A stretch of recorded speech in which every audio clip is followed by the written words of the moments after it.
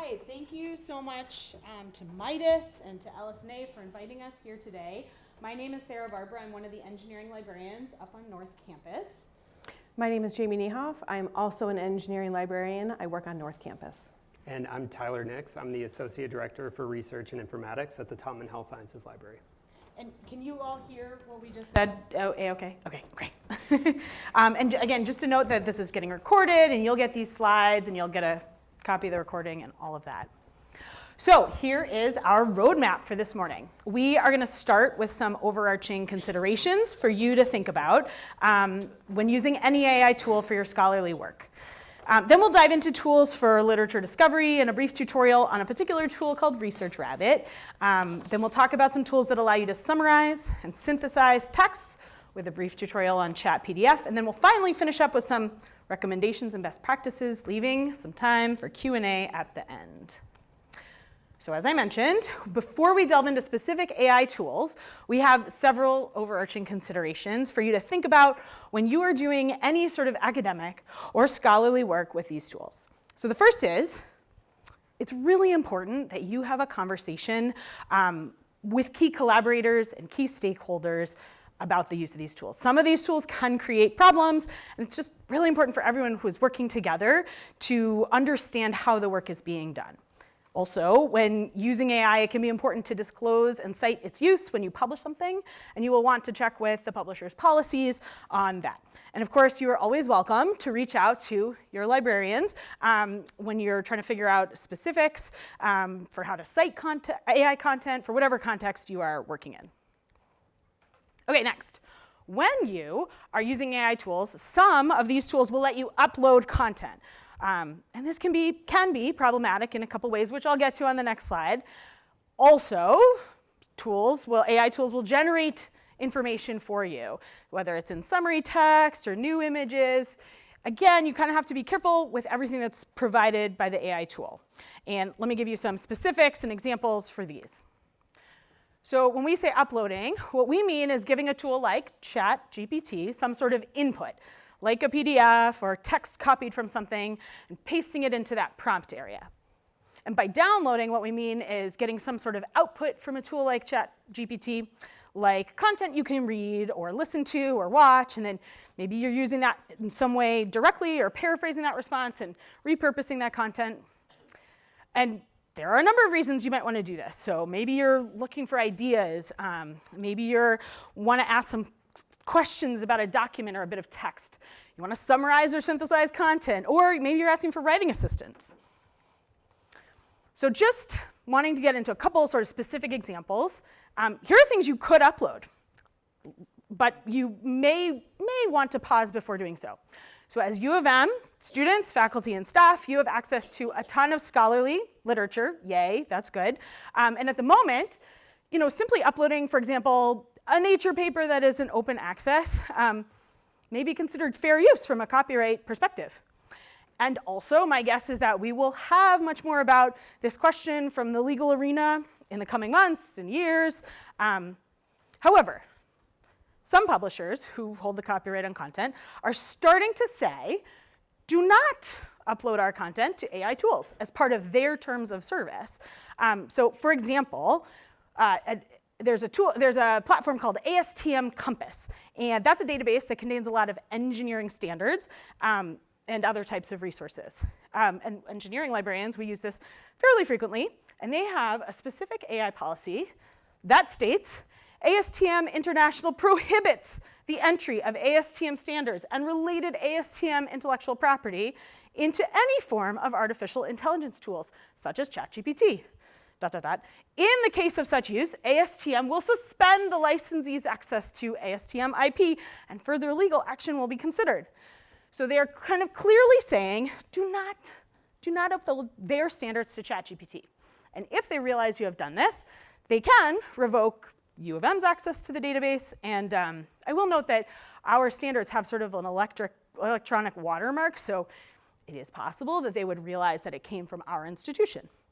Many publishers are developing policies and terms of service sort of around this, and we'll circle back to this topic when Tyler speaks. But for now, just know that uploading content could violate the kinds of policies and terms. And so there's a little bit of risk involved in that, right? Now, maybe you are working on a project with materials subject to a non-disclosure agreement, or maybe you're working with classified documents. So again, probably not a great idea to give that kind of content to OpenAI or whatever AI platform there is. Just a guess. Let's say you have access to something unpublished. So maybe a postdoc in your lab wrote a paper and asked you to give comments on it, or you're peer reviewing someone's paper.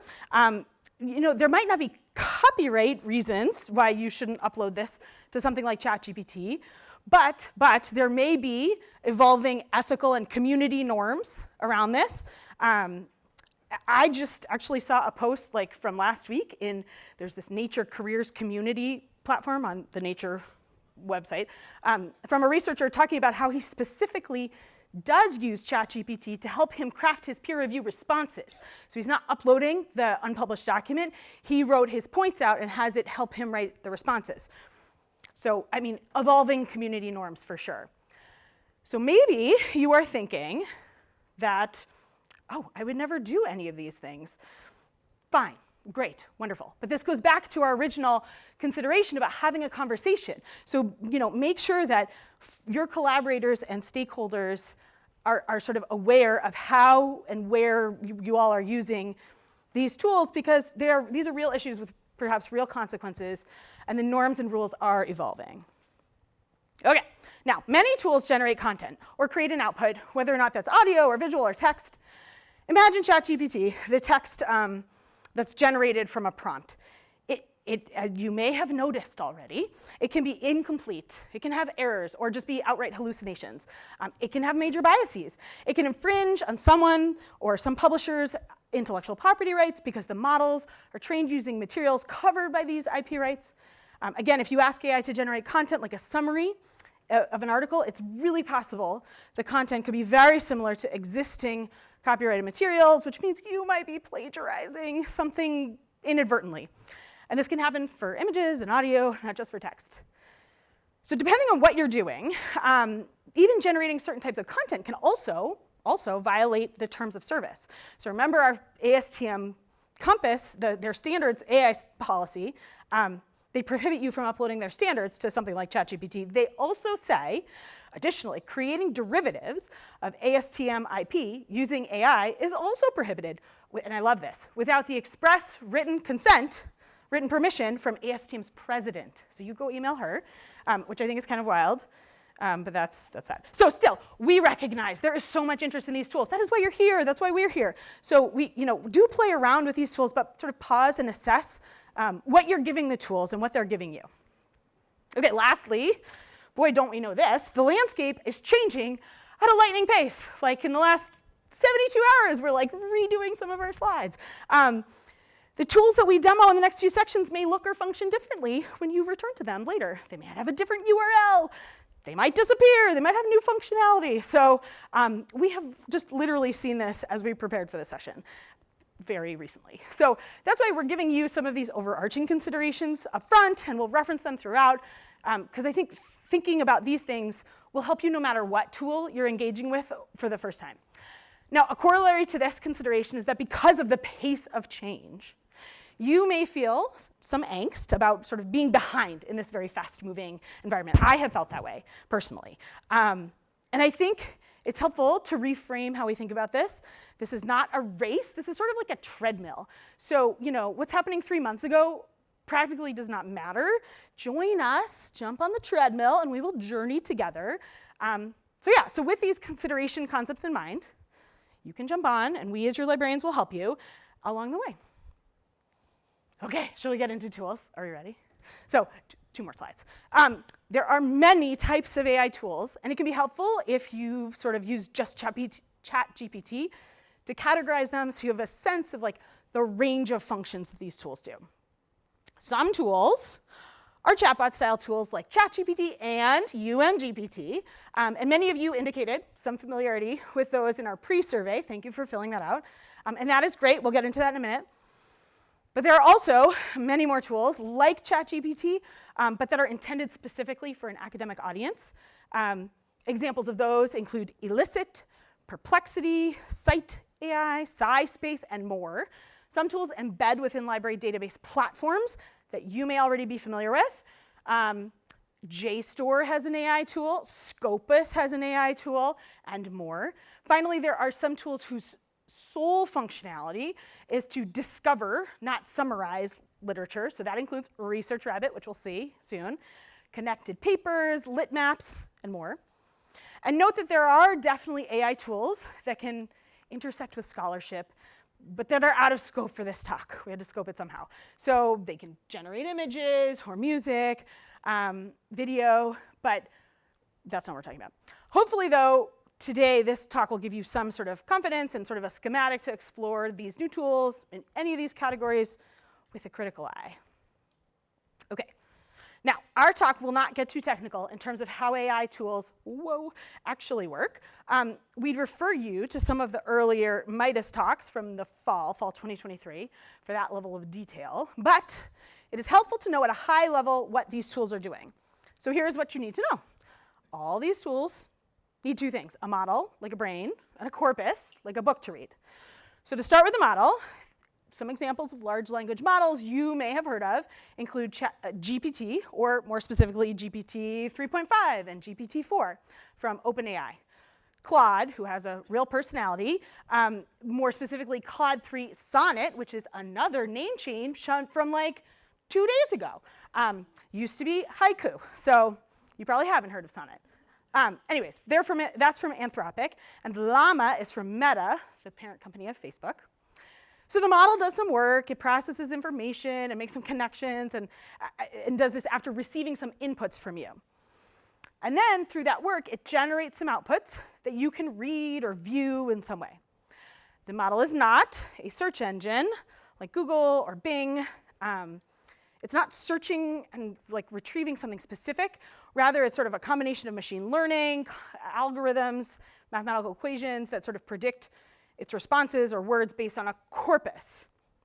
And we'll talk about bias again in a minute, but just wanted to mention, so bias can show up because of the humans involved in sort of the model's development. So there's going to be layers of bias, and that's one of the layers that we don't need to delve too deeply into, but definitely wanted to mention.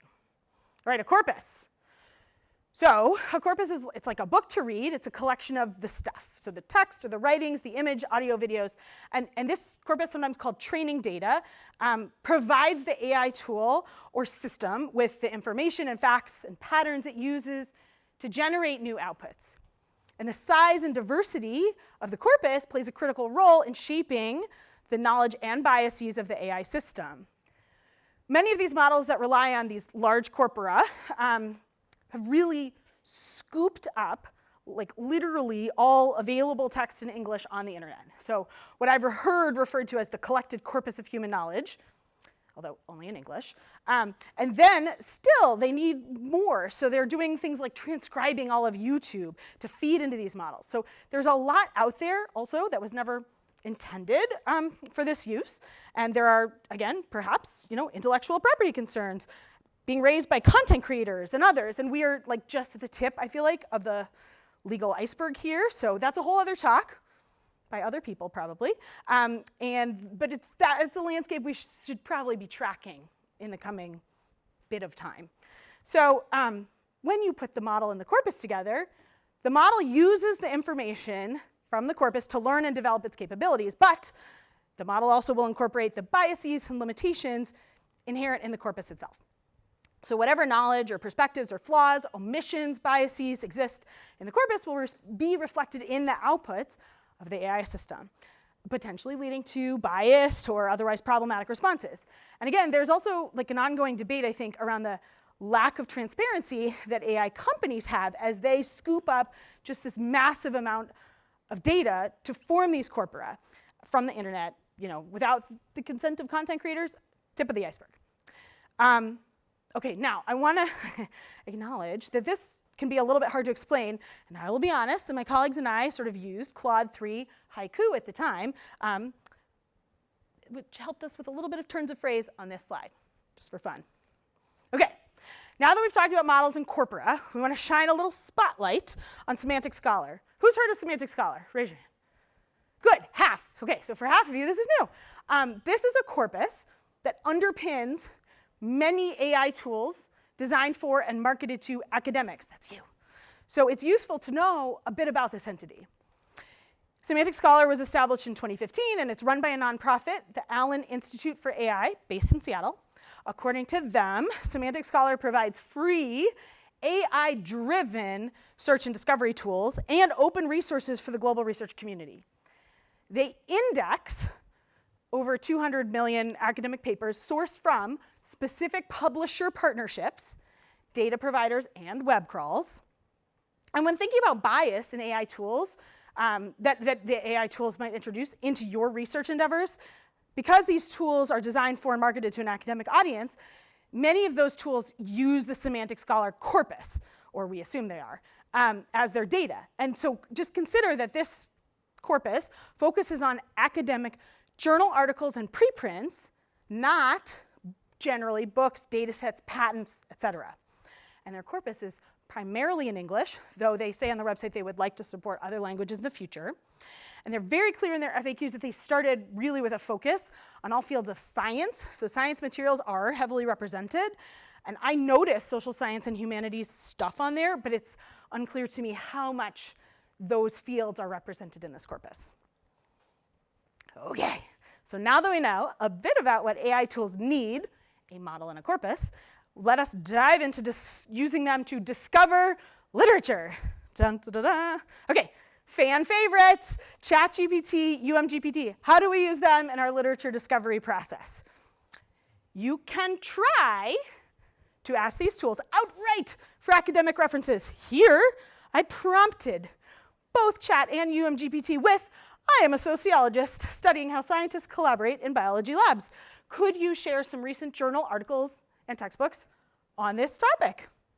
Well, both tools evade the question admirably. They say they can't possibly give you a list of sources because they don't have access to real-time databases. Instead, they give you a number of great suggestions and strategies for you to look for articles on your own. But you can get around this, not so hard. So in this case, I sort of prompted again, and I said, same scenario, but a very generic, not really good prompt, to be honest. If you've gone to any prompt engineering workshops, tell me more about my topic. And it happily gives me a long list of things to think about, which is great. And then I say, aha, are you able to point me to a few textbooks and academic literature review papers on this topic? Immediately both ChatGPT and UMGPT give me suggested books and articles. Success! Except, let us see if it is success. My most immediate concerns are these sources even real, and are they relevant? I'll cover the responses about review papers on the next slide, but for textbooks, both tools gave me some real textbooks, with the exception of one from UMGPT. These books are real, correct authors and everything, and the books are fairly relevant. Okay. Its response to academic literature reviews, as I feel like you can see coming, was less than stellar, by far. So these are real authors, and they write about these topics. But these articles do not exist. They sound great and relevant. Maybe they'll give the authors some ideas for their next titles, but they are not articles. So the articles that ChatGPT and UMGPT suggested were like hallucinations, not real. And this is in line with my prior experience, and maybe yours too. When pressed, when you figure out a way to get these tools to give you citations, they'll give you citations, but they're not always real. So this is kind of like inefficient for your research. Having to double check everything, it's a pain. And if you just didn't double check and just assumed that it was real and cited it, like if you, or not you, but a collaborator that you did not have a discussion with uses something like this, it could lead to retractions, or I don't know if this is worse, possibly ridicule on social media, so it's like not worth it at all. The main point here is it's not a great plan to ask ChatGPT and UMGPT for specific references. It makes things more inefficient and risky for you, but it is not all doom and gloom. Let me suggest a more successful way to think about using these tools. Start with questions at the beginning of your research journey, like what are the major trends happening in environmentalism and medical device development. Probably not a great idea to ask what's the latest developments, because they don't have access to like the most recent stuff sometimes, especially the free versions. You could say, I'm new to the field of digital humanities, but I think these tools and methods might help me. Give me an overview. You'd ask specifically about like text encoding and markup in the context of DH work. What stakeholders could be involved in starting a recycling center on a college campus? So like with this approach, you can get some information and ideas on topics that you aren't very familiar with yet. And after getting these initial responses, you could head over to another platforms that are reliable and relevant, tried and true, for your next steps. Platforms like, not to boast, the library catalog or library databases, even Google Scholar, totally. But when approached in this way, these tools can be helpful when you're doing like interdisciplinary or new to you research. And here's another example of how you can use these tools in your specific literature discovery journey. So you're doing some new interdisciplinary research, you can use them to help you generate keywords, scope your topics, maybe give you a search strategy. So you could prompt with, again, I'm a sociologist, studying how scientists collaborate in biology labs. Give me 10 keywords I can use in my literature search. Or scope 5 specific topics that I could explore. So in our experience, these kinds of questions can be really fruitful if you take what they produce and then go to those places where success is more likely, the library. So the catalog, the database, that kind of stuff. Okay. So a number of you are familiar with ChatGPT and UMGPT. Many of you wrote in the survey that you're interested in learning about any or all of the AI tools. So we get it. Here is, we're going to mention that, in addition to those two, there are many of these chatbot style tools that you can use in the same way we've been talking about for literature discovery for academics. So again, SciSpace, Perplexity, Consensus, there are more. This is just a start.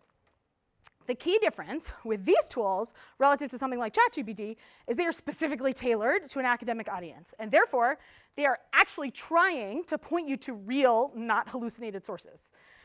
So let's look at some of those tools. The corpus or corpora that they use is academic plus, and more sometimes, which helps with the hallucinations. So we know that Consensus uses Semantic Scholar.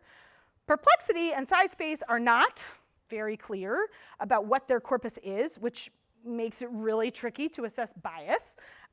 Many of these companies are not at all forthcoming about what they're training their models on, and that is a huge issue in the space. We know that Semantic Scholar is biased towards sort of English language, journal articles, and the sciences. And a lot of them are using this, and maybe other corpora too.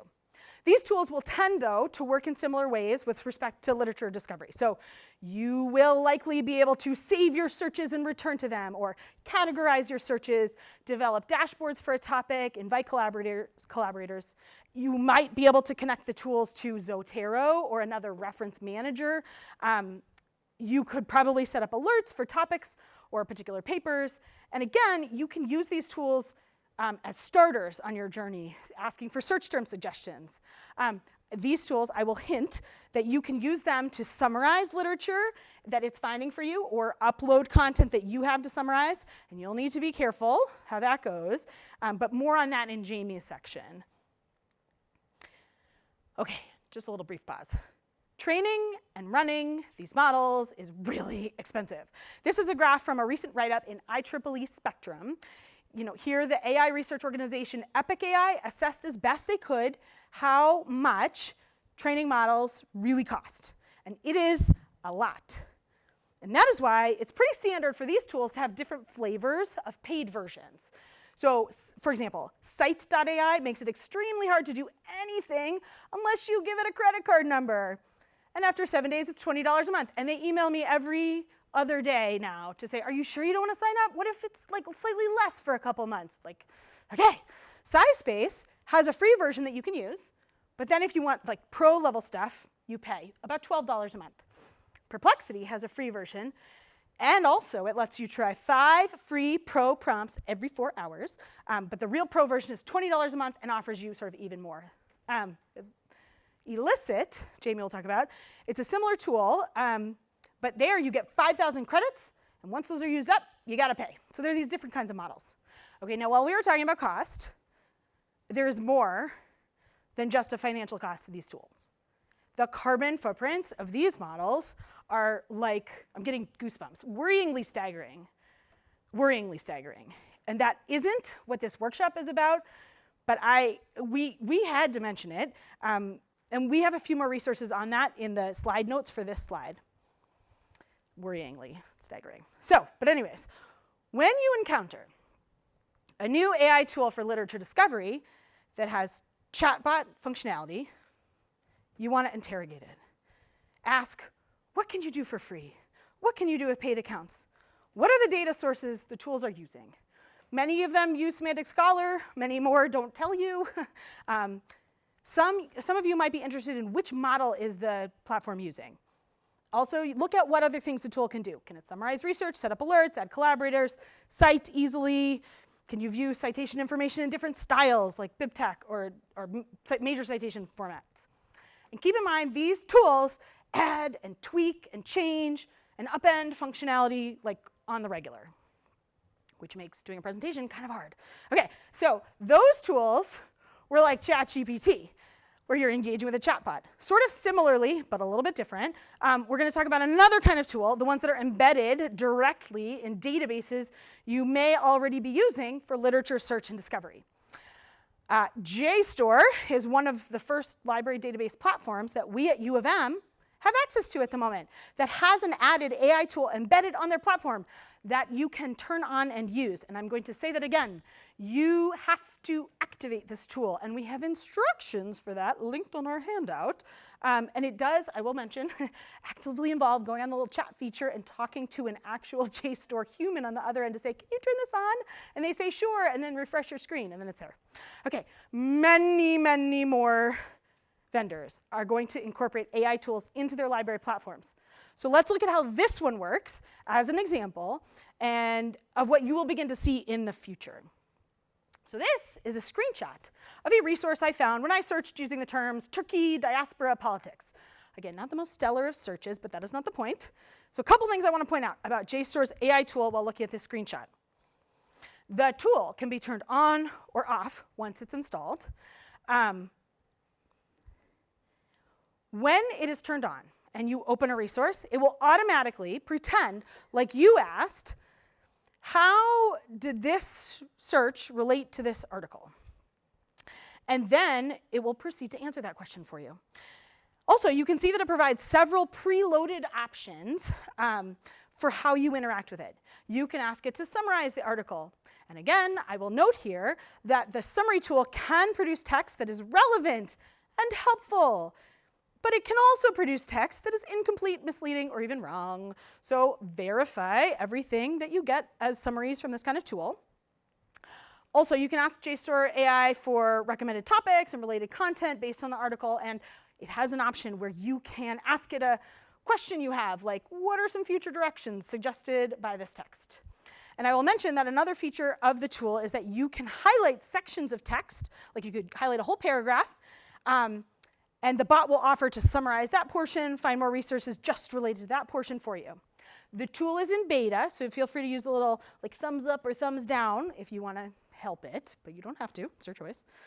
And so these are some of the examples of the kinds of responses JSTOR AI will supply when you're asking for recommended topics or related content. And note that all of these link out to a JSTOR search. So you don't really need to worry about hallucinations or non-real sources here. So whether those items are relevant or not will take your assessment. And again, my guess is the tool will continue to improve. Now again, you might be thinking, I'm an engineer, I don't use JSTOR. That's fine. There will be many more AI tools coming to these platforms.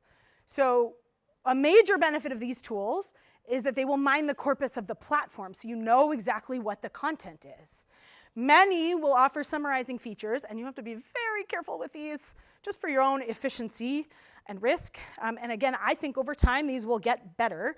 And some will have interesting features to explore. Some are playing around with like concept map features to varying degrees of success. Some of these tools will be free, free. What is free? Like JSTOR.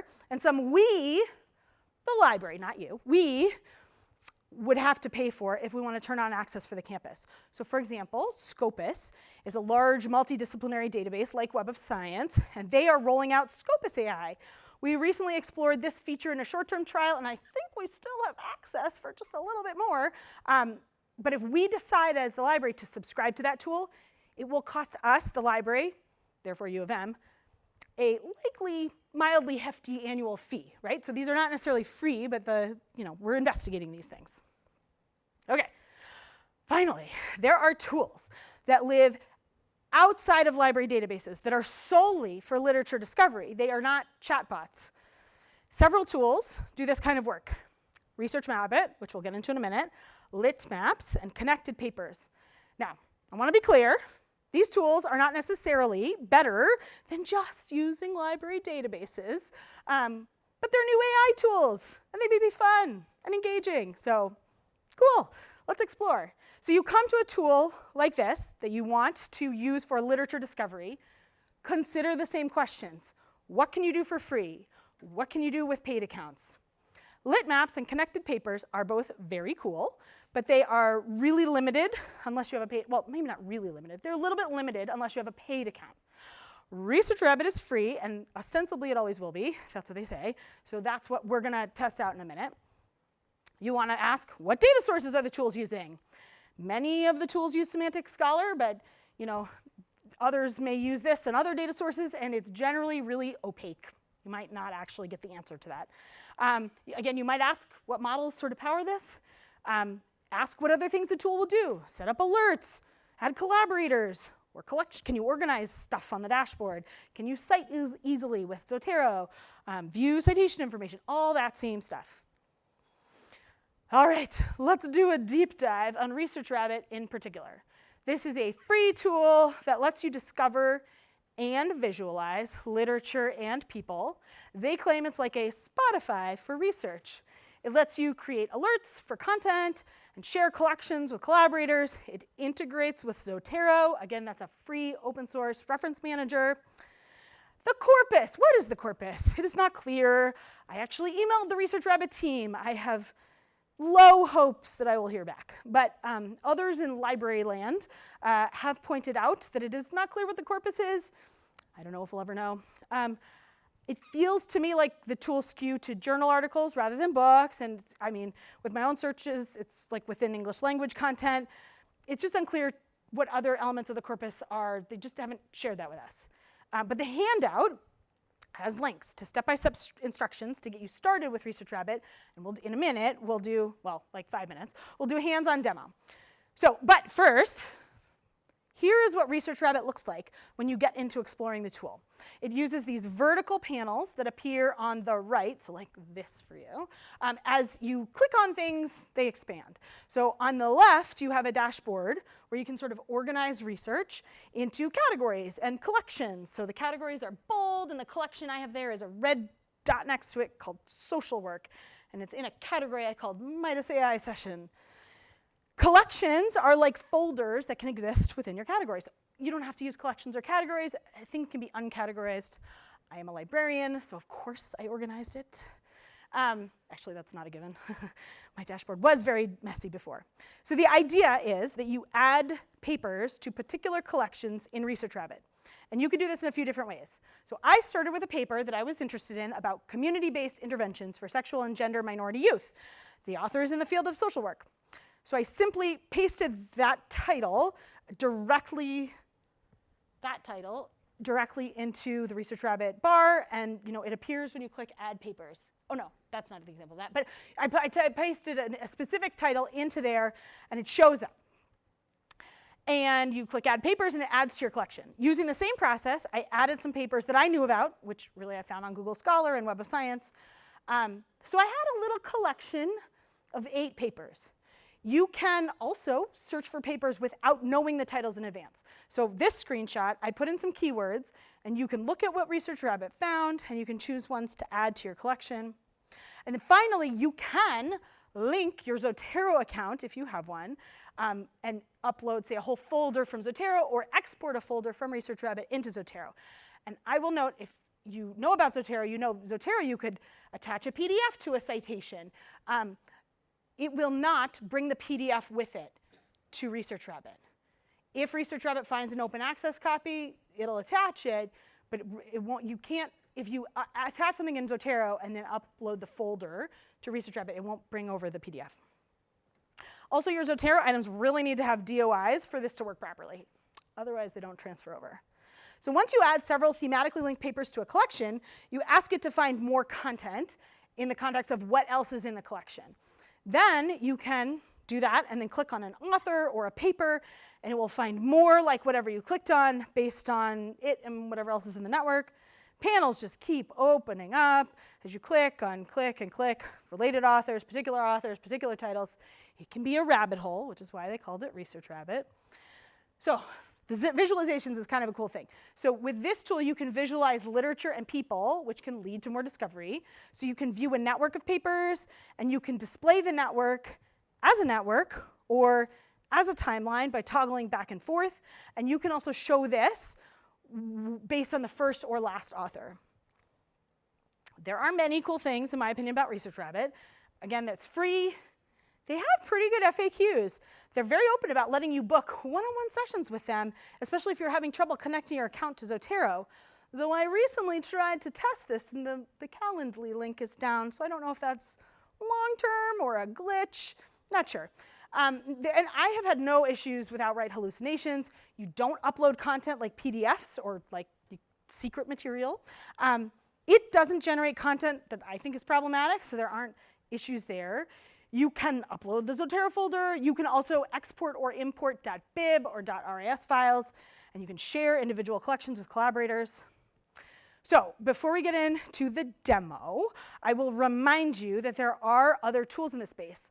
Litmaps is one of them, Connected Papers is another, but none of them are fully free, but they work in roughly the same way, so you could easily hop to one of the other tools and have success navigating those.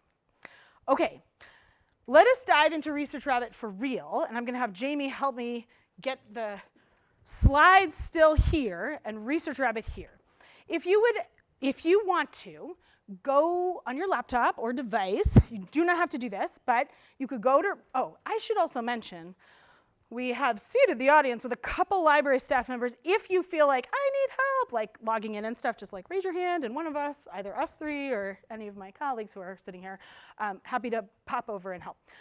So we're gonna do this, I'm gonna show you how to like create an account, log in, create a category, create a collection, add a few citations, and explore, but feel free to go at your own pace. If you're like, I already have an account, get in there and play around. And let's do this for about 5 to 7 minutes-ish. The first thing you're going to do is go to, if you want, ResearchRabbit.ai, which I have here.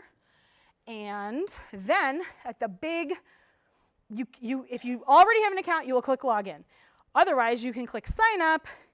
And here, you're going to do your email and a password.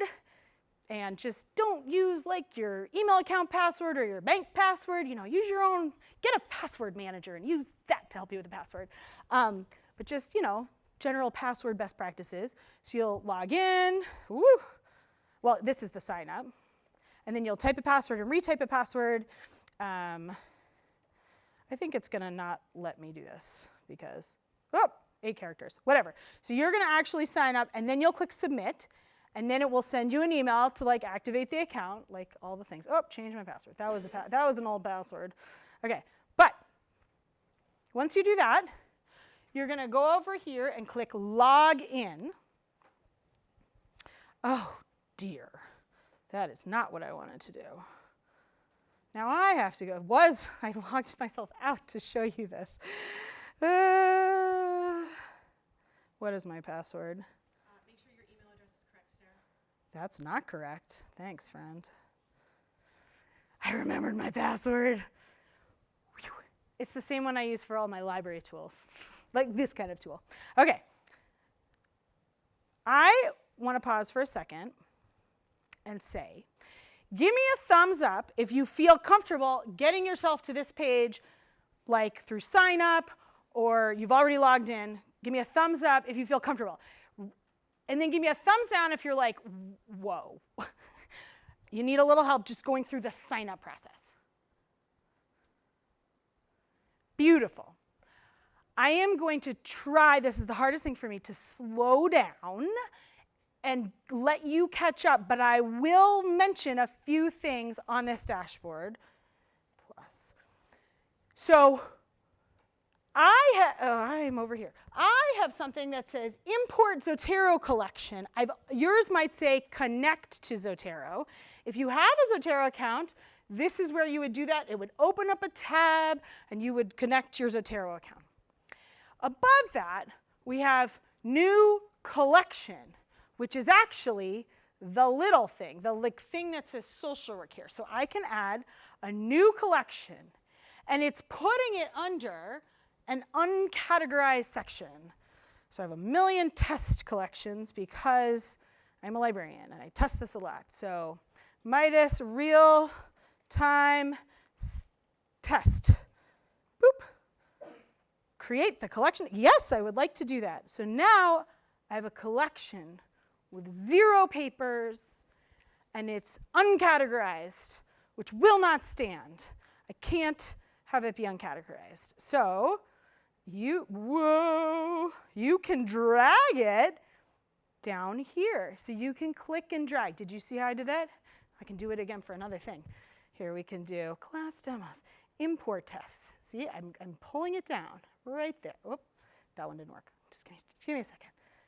Down here, will it let me? Yes, okay. Give me a thumbs up if you are doing ResearchRabbit, if you're logged in. Okay, good.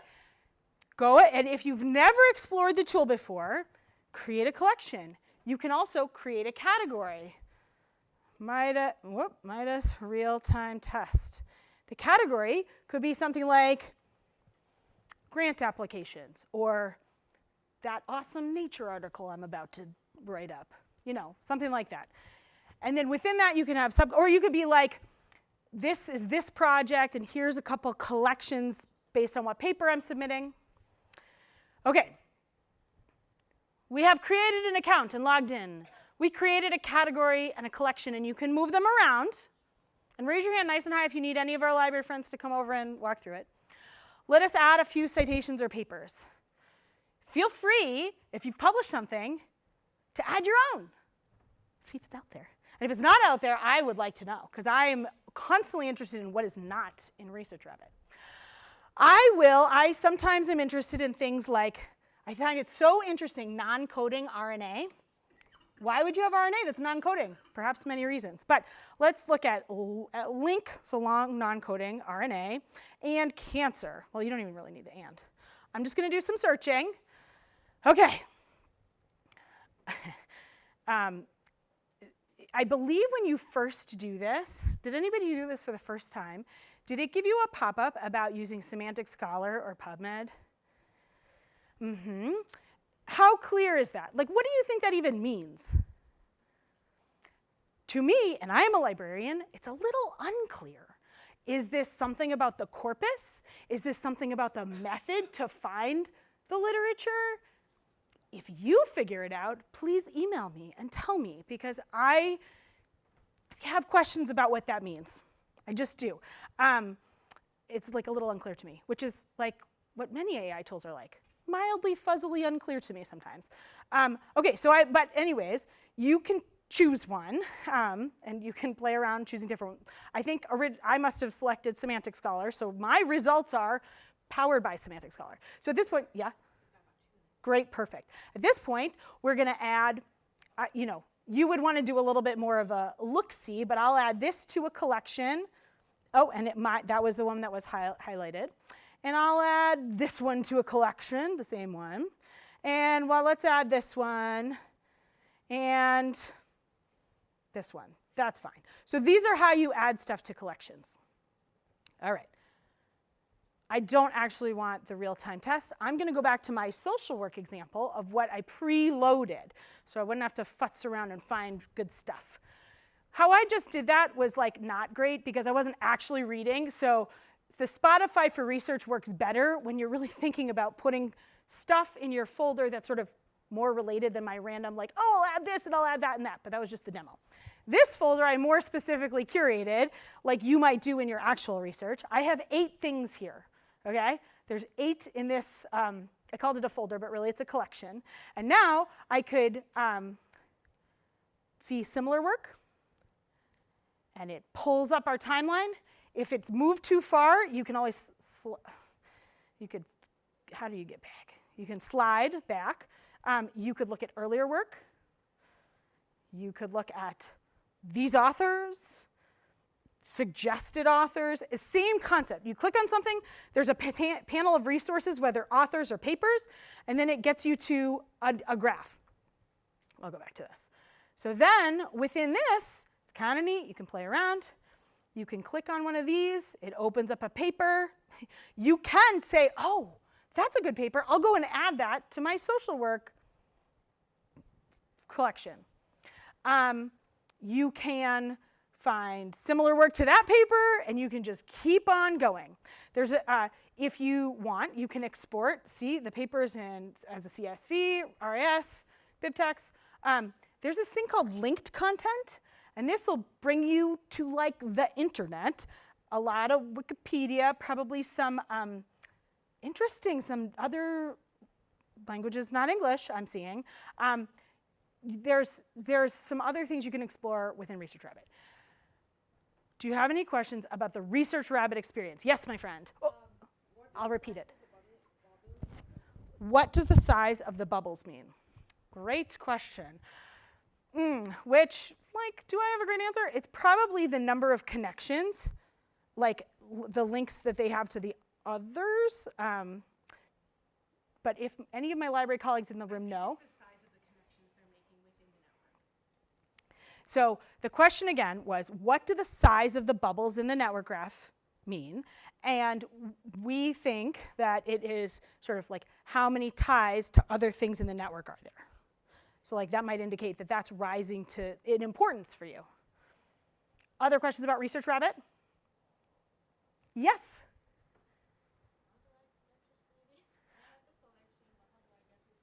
Okay, so the question is, I have a collection.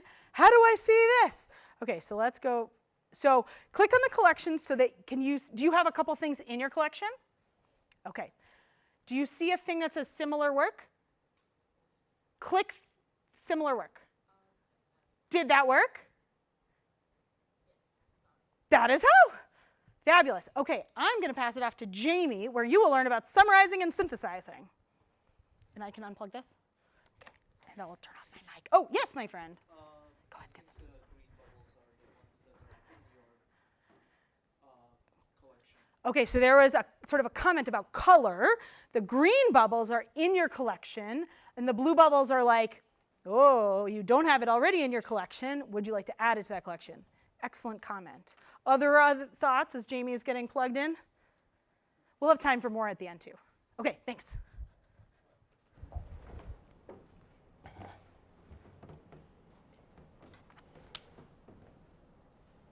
Mic test. Can those in the back hear me? Okay, great, thanks. I am Jamie Niehof. I'm going to be talking about summarizing and synthesizing today.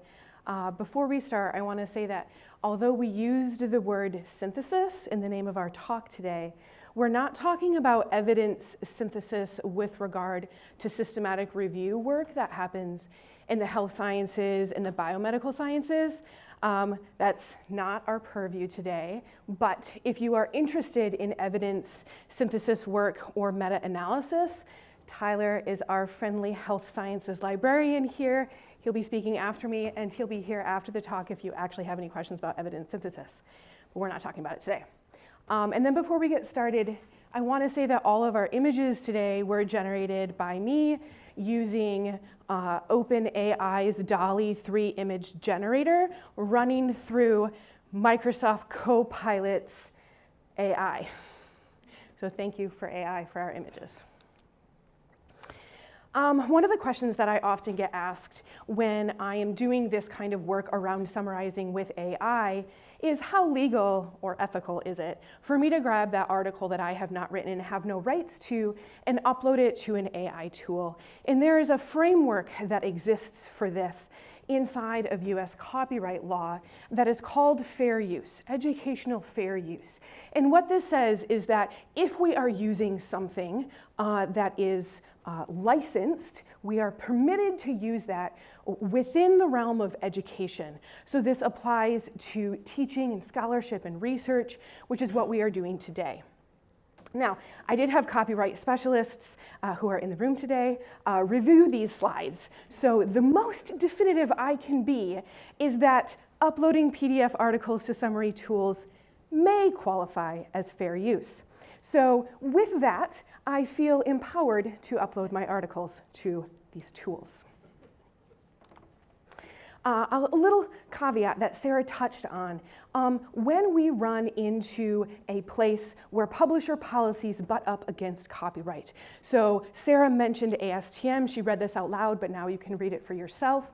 ASTM is, of course, an engineering resource. So for those engineers in the room, they provide industrial standards, things like the size of a light bulb bottom so it screws into the right thing, right?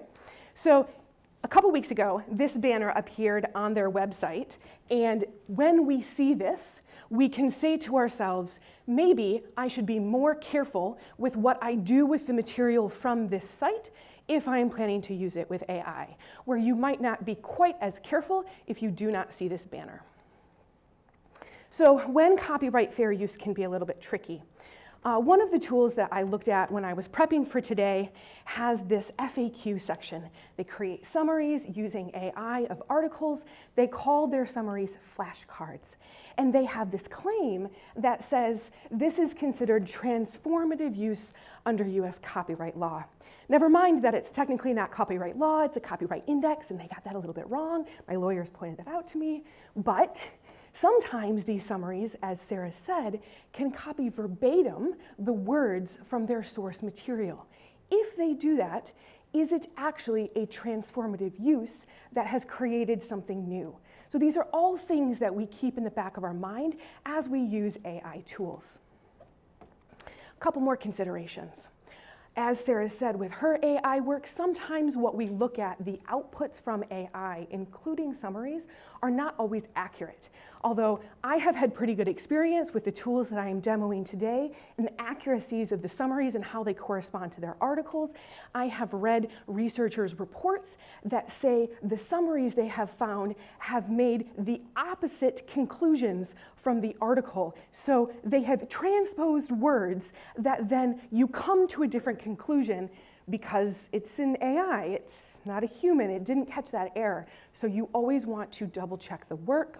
Sometimes the tools promise not to use your data. Of course we want to keep our data private, both the input that we text and the articles that we upload.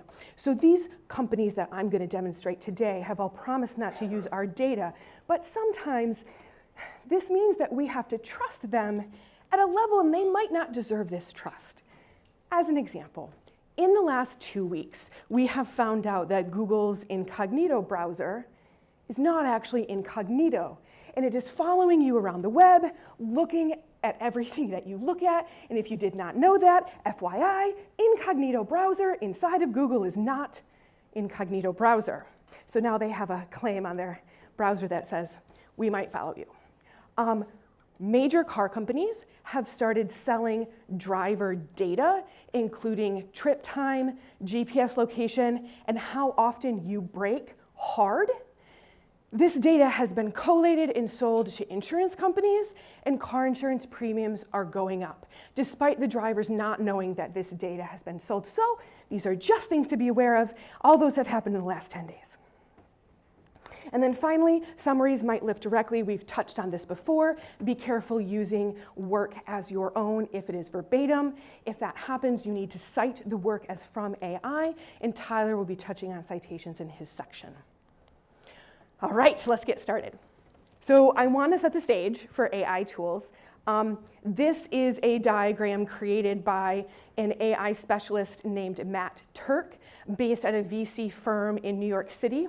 You are not meant to see any of these icons, although I will be really impressed if you can recognize any of them. Most of our work today is happening in this box here. He collates all of the current AI, machine learning, and data companies that are in this space. So you're looking at 2011 companies and startups that are working in this space. There is an interactive version in the slide link. I touched a bad button, Mike. I touched the button that has a computer icon. Should I touch it again? Oh my God. Oh my God. Okay. I'm good.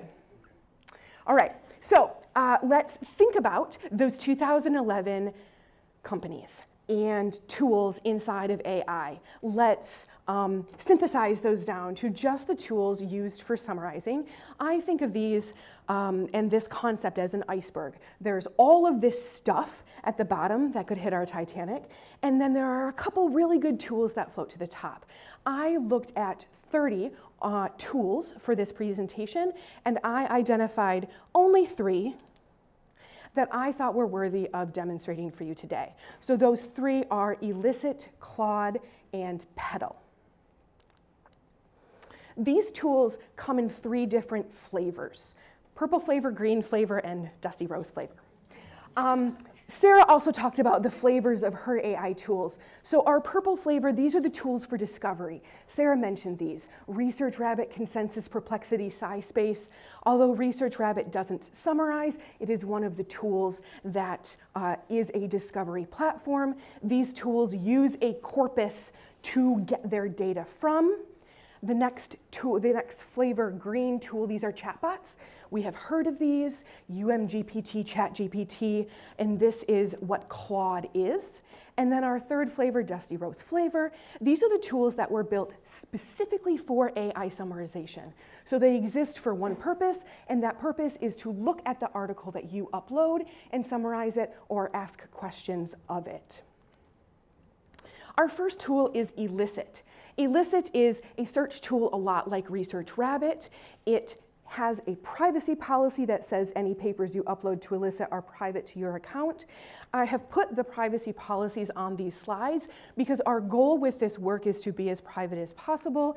All of the tools that I mentioned today will have privacy policies that say that they don't watch you, grain of salt.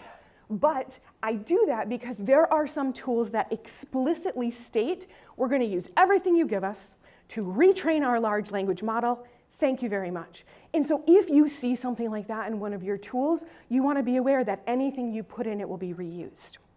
The model that Elicit uses is GPT-3 of ChatGPT fame, and the corpus that it is using is Semantic Scholar, which Sarah talked about. So what does it look like when I go inside Elicit? I'm going to sign up for an account with a username and an email. Elicit also allows you to authenticate through Google. This is what your dashboard looks like when you open it up. I need to get a paper in here. How do I actually start summarizing?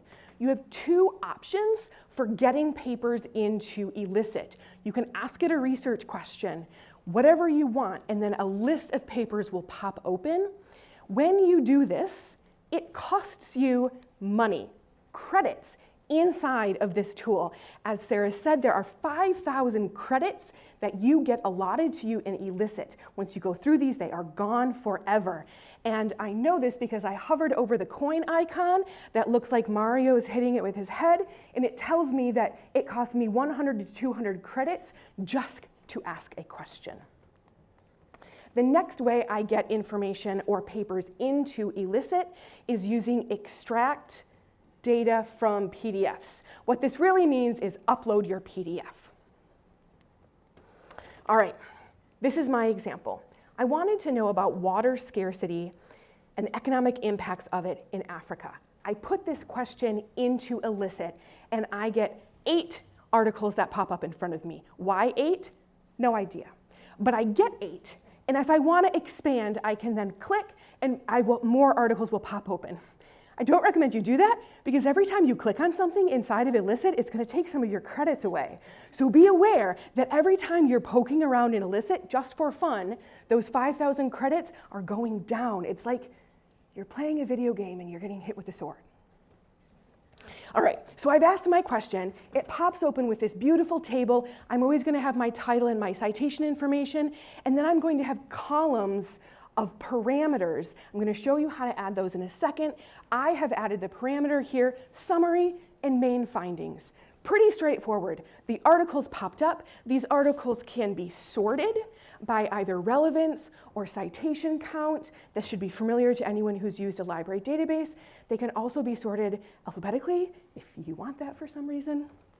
And then I want to point out that there are two icons at the top of these columns. You have the bullseye icon. This means high accuracy, but you can't use it unless you have a pro account, so ignore. And then the other icon is a control panel, kind of like if you had a receiver in the 80s to adjust your aux and your treble and your bass. So this control panel icon is kind of magic. It allows you to pop open a search term and then sort your results. So let's say for this particular research question, I'm talking about Africa and water. I want to know, are any of these articles featuring the country Malawi? I can simply pop open this control panel. I can click on filter column by keyword, type in Malawi, and then all of the articles that feature this country will float to the top. The other thing of interest is this warning that appears in my main findings column on my third article. So there's this bright red exclamation mark that says low confidence. So obviously this is of interest, right? What does this mean? Answers might not be accurate, double check this. So I asked Elicit, I'm like, what do you mean it is low confidence? How do you figure that out? And this is what they said. We have no idea. We don't have a specific threshold that we're able to provide for when a result will be marked as low confidence. However, we highly recommend any result that is flagged should be reviewed for accuracy before using.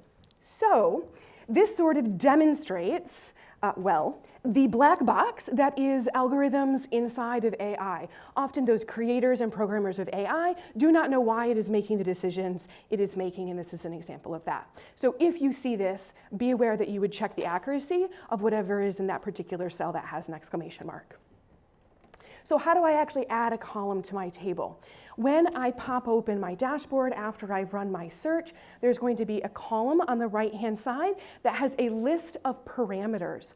All of these parameters can be added using the plus button to populate my table. This table can be infinite. It just starts scrolling horizontally as well as vertically, down those 8 articles or more if you want, and then to the right.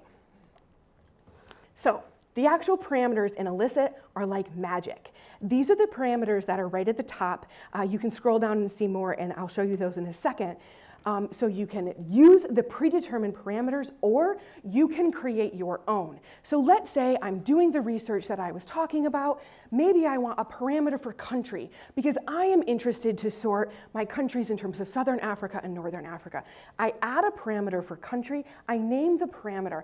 I tell the AI what that parameter is. I give it examples of what I want my answers to be, and then I add that parameter as a column, and then it goes into my table, and now I've created a custom parameter in Elicit. And I think that's awesome. Okay, these are the parameters. Elicit actually has 33 parameters, but 32 fit well here in a table of 30 with the 2 at the top. So it is missing 1 parameter here, a prize for anyone who can figure out what is missing from here.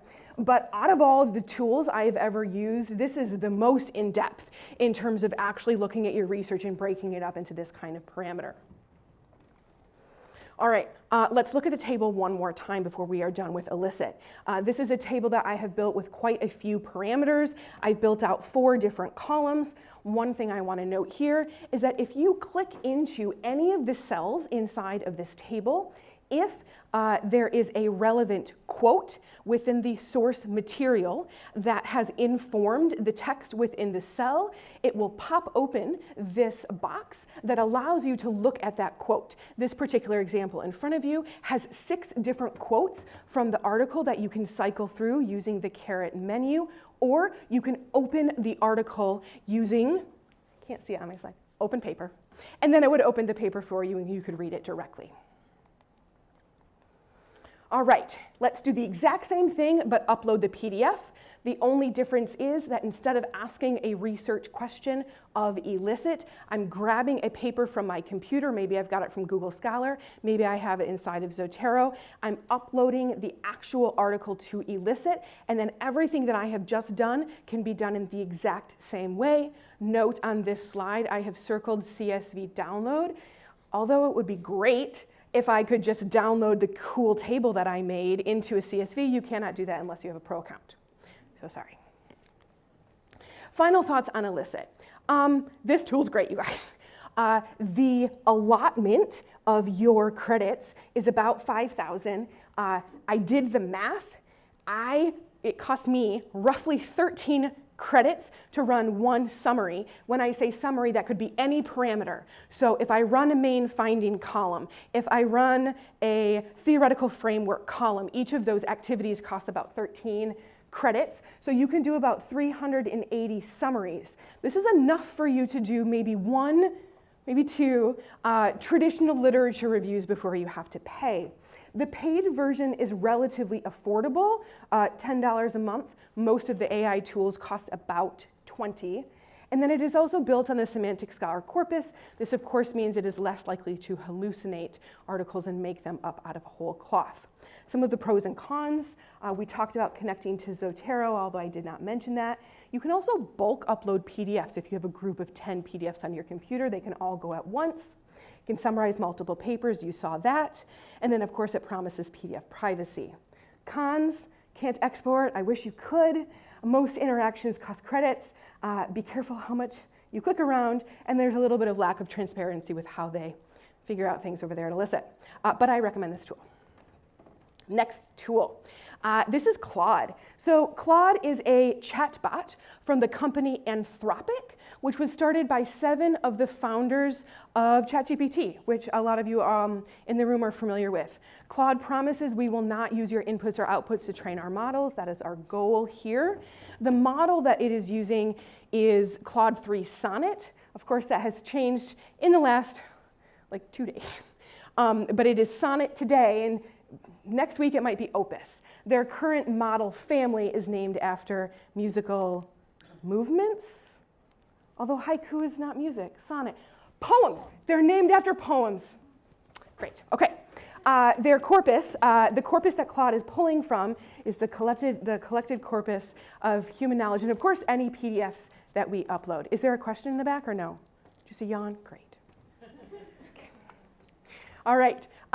This is what Claude looks like. So I'm going to log into Claude. You can also authenticate using Google. A chat window appears. The nice thing about Claude that is a little bit different than ChatGPT, Claude comes with this paperclip icon, which means I can directly upload a PDF from my desktop. So it's actually easier to summarize using Claude than it is with ChatGPT. Claude also promises that you can upload 5 articles that are maybe 10 megabytes each. 10 megabytes is about 100 pages. You cannot do that. That is a promise. That is not a guarantee. I could not get this to work over 2 articles. So start small, guys. Once I actually put the article in, it gives me this adorable PDF icon. My subject matter for Claude is animals in the exclusion zone around the Chernobyl nuclear power plant. For fun, I've asked it a pretty simple summarizing question. I want this article to be summarized for a layman. I don't want there to be any nuclear technology terms in here I don't understand. And then, because I am speaking to a chatbot, giving instructions to a chatbot around its output design works very well. I can ask it for bullet points and main findings and key takeaways, and it will do whatever I ask, so I always do that. This is what the summary looks like. It's pretty straightforward. You can see that it has given me main findings. It has given me bullet points. It's reminded me what article I uploaded. I read both the article and the summary, and they appear to me to be accurate. I checked the numbers that it claimed: 200 birds, 30% of the zone. All of these were accurate, so I'm pretty happy with Claude's summary. Now let's say I really liked Elicit's tables, and I'm thinking about Elicit while I'm inside of Claude, and I want a table. I want to look at more than one article at a time.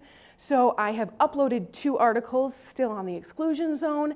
I have asked Claude now to give me the similarities, and I want them in a table, and then I also want brief summaries. This could, of course, be as customized as you want.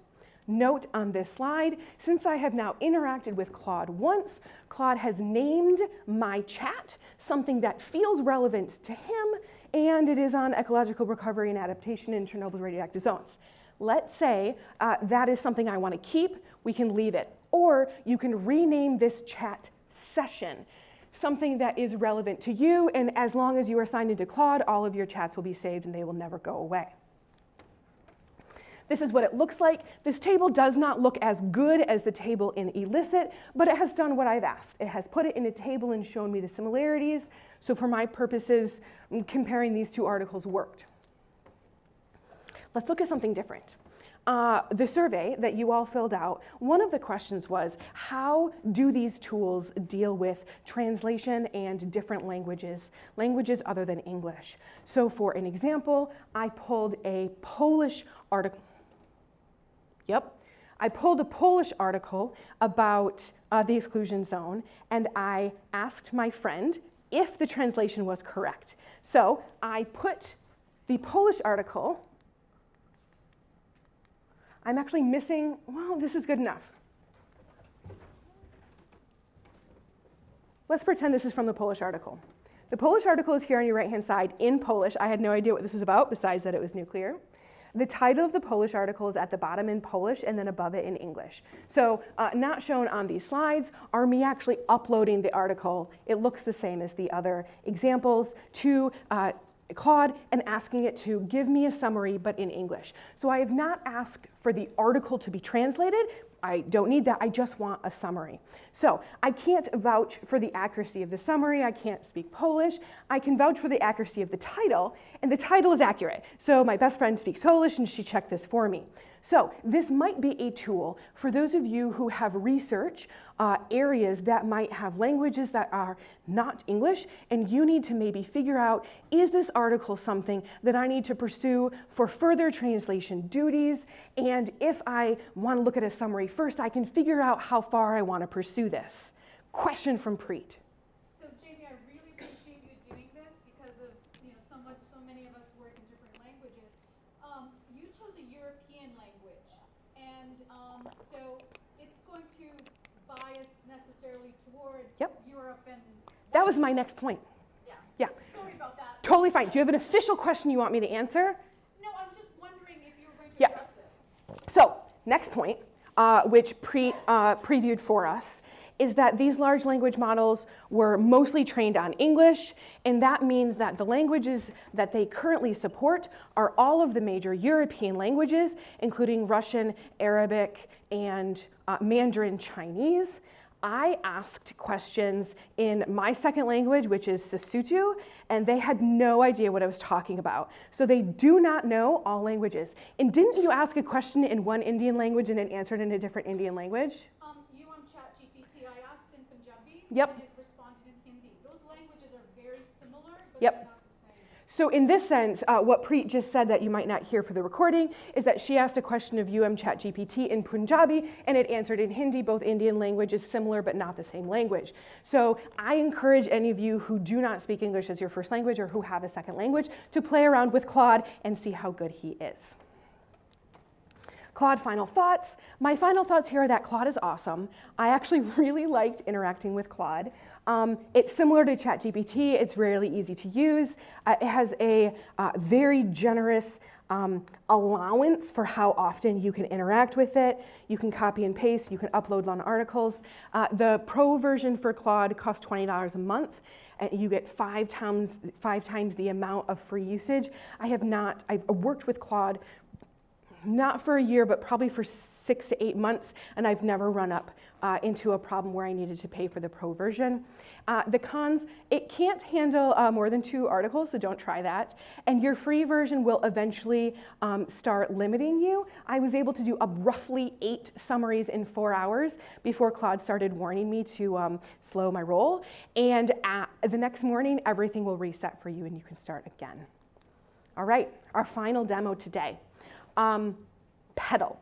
Petal is a tool that I learned about from the survey that you all filled out. So if the Petal user is in the room, thank you for pointing out Petal. I love it.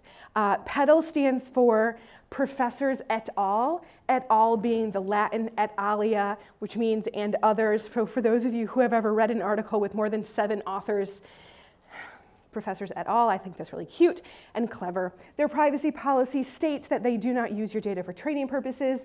Again, that's our goal. Their large language model is using GPT-3, and the corpus is only the PDFs you upload. So this does not have a semantic scholar base. When you open Petal, you're going to log in or authenticate with Google, and you have an option to upload from your computer, and you can see below that you have an option here for DOI, PubMed ID, or Archive ID for those of you who are familiar with these tools. I don't recommend doing this. If you put a DOI or a PubMed ID into Petal, it will only grab the metadata from that article, and you won't be able to ask any questions besides who are the authors. So just upload the articles to Petal from your own computer. This is what Petal looks like when you put an article inside of it. This article is on defining the term social infrastructure.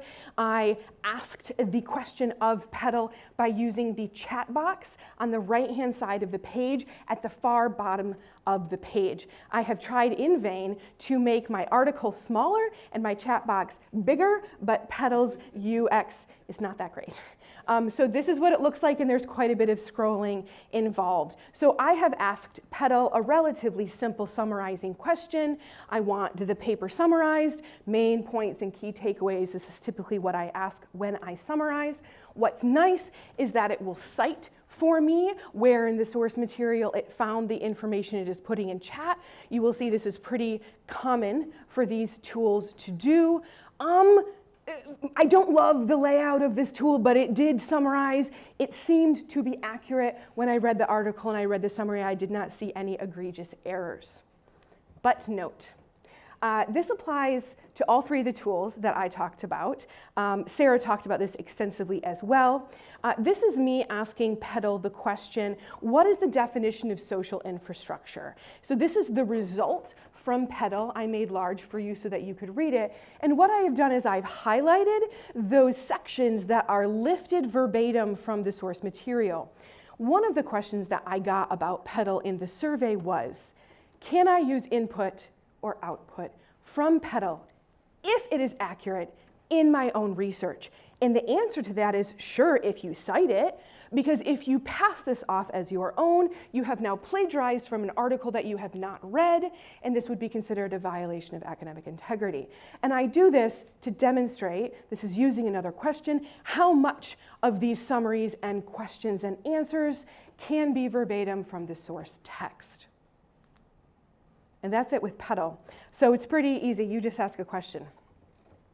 Final thoughts. Petal is relatively easy to use as a document analysis tool. It has a 400 credit allotment. Again, this felt very generous when I was using it. Asking one question, one summary costs 1 credit. It did not matter how complex it was. And the pro version is the most affordable that we feature today at $3 a month for an additional 400 credits. The summaries provide citations, which is great. User uploaded data is not used. Lovely. Some of the cons. That little window where you put your query can only handle 400 characters, so you can't get very complex in the questions that you ask of your documents. And sometimes Petal can explain figures that are in your article, and sometimes they can't. And there does not seem to be a rhyme or reason why. And getting AI to explain figures accurately for a low vision audience is like the holy grail of AI and making accessibility a little bit better, but we're not there yet. And then finally, it's not great at combining concepts from multiple articles. I actually could find no way to do this, and I could only work on one article at a time. Now, I'm going to transition over into doing a demo. Feel free to ask any questions if you have them. If you want to follow along, what we're going to be doing is we're going to be doing a demo on a tool called ChatPDF. ChatPDF is a tool that works in the same way as Petal. It is a document analysis tool. We're going to upload a document. We're going to take about 5 minutes to do this. So if you don't want to participate and you want to go grab a drink, go ahead and grab a drink. That's fine. For those of you in the room who have a PDF article on your desktop or in your hard drive, go find that article. The reason that we're using ChatPDF today is that you don't have to log in. So we can actually just do this on the fly, and you can see what it looks like to actually upload an article into one of these tools and summarize it. So for our purposes, we're going to go to chatpdf.com, and these are your instructions. The website, www.chatpdf.com, go ahead and all go here. You should then see this. If you scroll down, you will also get to watch a bunch of TikToks who talk about how students are not reading their papers in classes and instead using ChatGPT PDF, which is not what we want, right? But for our purposes, we're using it much more responsibly than those students on TikTok. So we have ChatPDF open.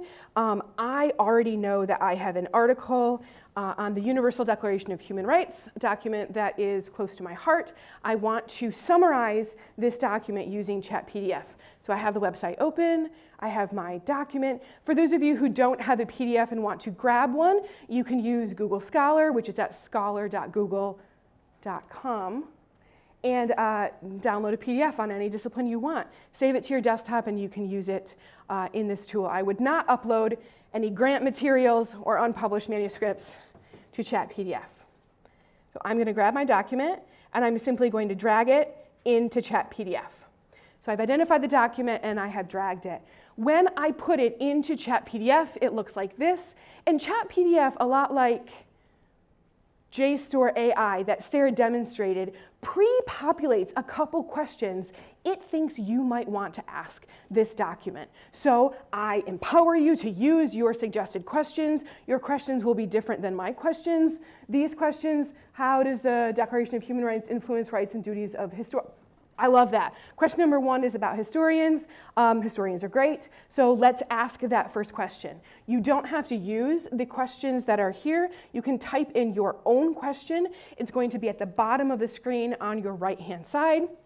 For our purposes, let's see what happens when I click, how does the Universal Declaration of Human Rights influence the rights? Great. Okay, great. Lovely, lovely, lovely. Scroll, scroll, scroll. Okay. What it has done is it has given me an answer to my question, and I am now, since I did not do this before class today, I'm going to guess that the 22, 22, 1, and 1 are citations to my paper, and they are. This is great. So hopefully those of you who in the room have tried it, raise your hand if you have put an article inside of ChatPDF. Great, great, cool, cool. And did you also get citations when you asked a question? Okay, lovely. So I'm going to click on 22, and it looks like it will scroll. Except it looks like it's page 41 to me. Scroll to page 22. Probably 41 in the original document where this appeared. So the 22nd page of my PDF. So it looks like it's scrolling to page 23 and showing me where in the source document corresponds to my question that I asked. And of course, if you wanted to ask any other questions, you can type, give me a summary, and use what I'm guessing is a paper airplane icon to make it work. And it's given me a summary. Great, success. Did we get ChatPDF to work? Have we run a summary on some of our stuff? Fantastic. I'm going to transition over to Tyler now. Does anyone have any questions about these tools? Okay.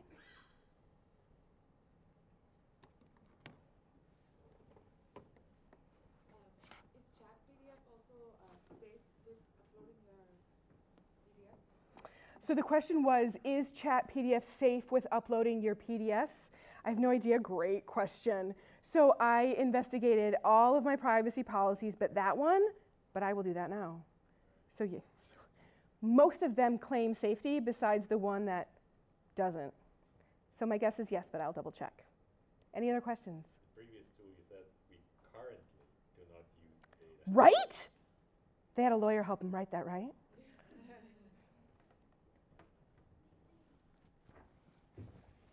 Okay, thanks, David. Okay. Cool. Okay, good. Okay, so I'm going to take, I'm Tyler, by the way, again. I'm going to take a minute just to talk about Maisie, which is sort of the last tool that we're going to talk about in our chain of tools so far today. And then the last maybe 15, 20 minutes or so, we're going to zoom out a bit and look at some of the policies, the guidelines that are coming out from publishers and journals and things you may want to sort of think about as you approach doing this kind of work in your research.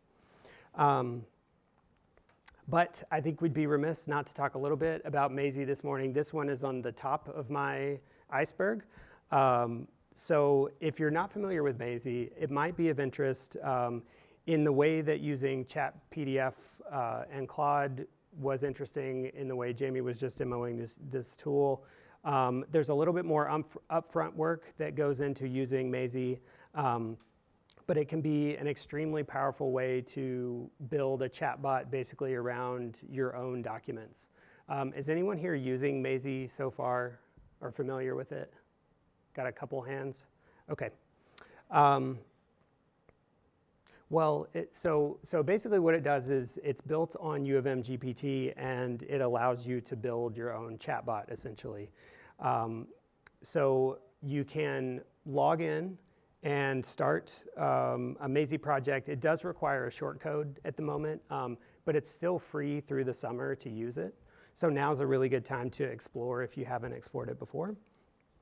And basically what you can do is point Maisie to a set of your own documents, and those documents could live on Google Drive or in Dropbox, or could be housed on a public website, or could also be the contents of a Canvas course. And with some initial setup, basically you're using Maisie to build a chatbot on your own corpus of documents. So what we're seeing on the slide is called SPG Maisie, and I think you should be able to access this through the URL. I believe this is open to most U of M affiliates, but basically this is a Maisie chatbot that a U of M user built on top of the standard practice guidelines, the SPGs for Michigan, which if you've ever searched the SPGs, you would know they're really dense and there's a ton of content in there. And so it can be a really interesting way to dive in and sort of chat with this kind of really complex material that you may have at hand. Okay, any questions about Maisie? Okay, so we're officially we're not going to demo Maisie today. It does take a little bit of work on the front end, but it can really be powerful if you take the time to sort of invest in it. So we're done with tools for the most part today, and basically we're going to shift gears and talk about some of the guidelines and the recommendations and resources that may be helpful to you in this space going forward. There are a ton of guidelines emerging right now, and so we're going to start close to home and just look at a recommendation from last year's U of M Gen AI committee report. And the report noted that research sponsors, journal editors, professional societies have many rules about Gen AI that are in flux and are likely to change. And so these are going to need to be tracked carefully by members of the U of M community. So we're doing a little bit of that this morning. That's sort of what inspired this third part of the talk. And we're beginning to see from preliminary studies, we know that, papers that are incorporating LLM text are starting to appear in the scientific literature. So there were a few last year where AI were actually listed as authors or co-authors on a paper. The couple recent studies here show, at least from looking at mostly large scientific journals, that up to 1% of the research articles in 2023 may have had LLM text incorporated in them, and even higher for some of the main preprint servers. And the downstream effects of this sort of introduction of LLM text into the scientific literature is something we're all sort of going to be watching for the foreseeable future. But as a result of that, again, these patchwork of guidelines are emerging. So we're not going to talk in depth about any specific guidelines this morning, but basically what we did is a convenient sample of some top or some large scientific journals and publishers. And most of the guidelines that are coming out address these elements.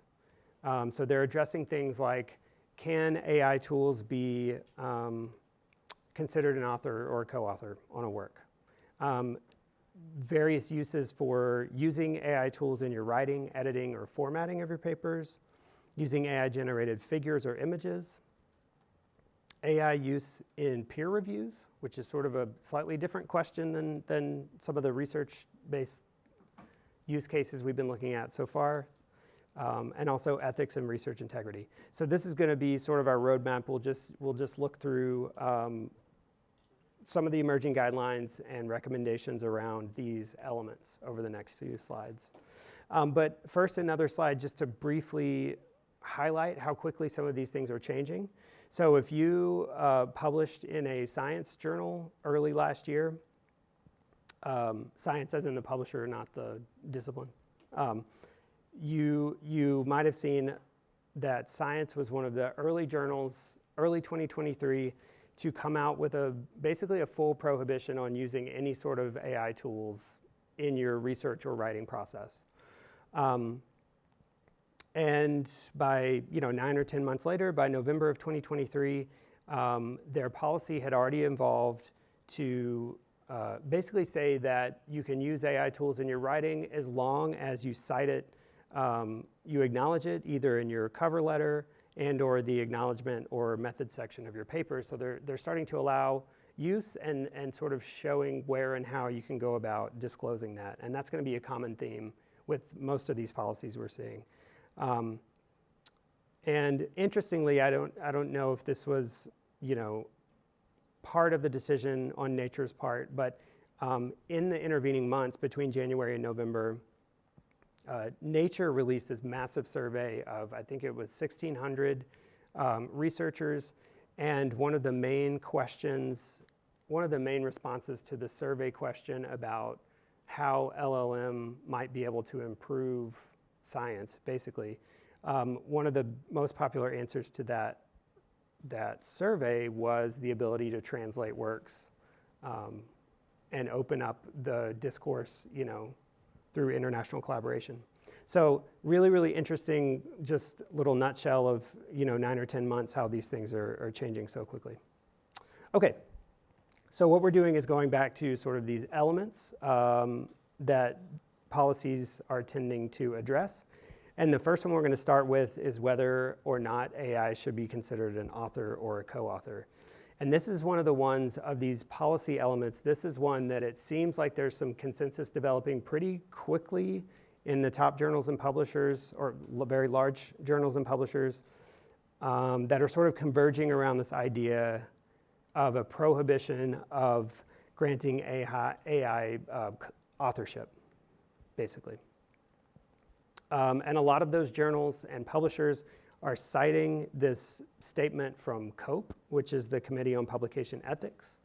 And it says in part that AI tools cannot meet the requirements for authorship because they can't take responsibility for the submitted work, basically. There's more to the quote.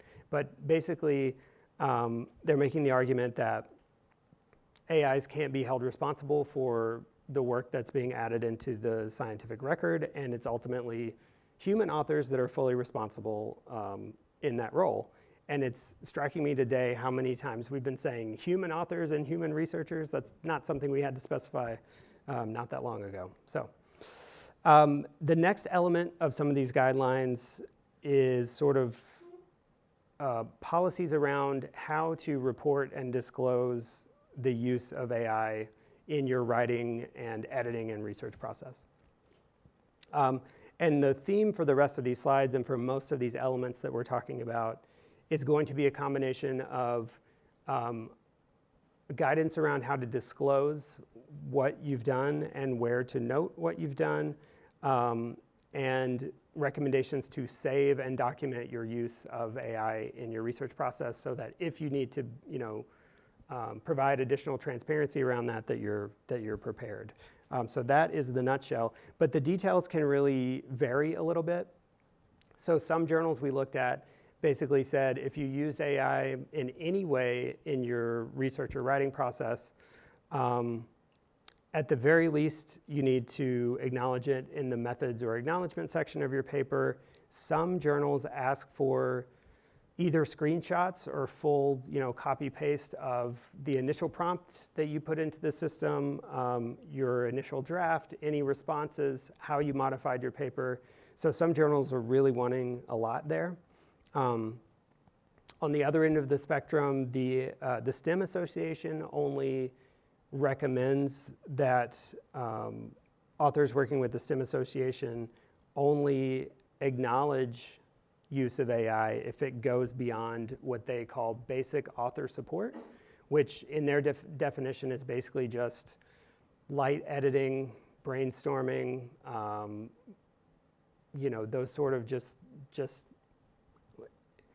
basic author support, like basically, yes, light editing and brainstorming. We can leave it at that. For STEM Association, you don't even have to acknowledge that.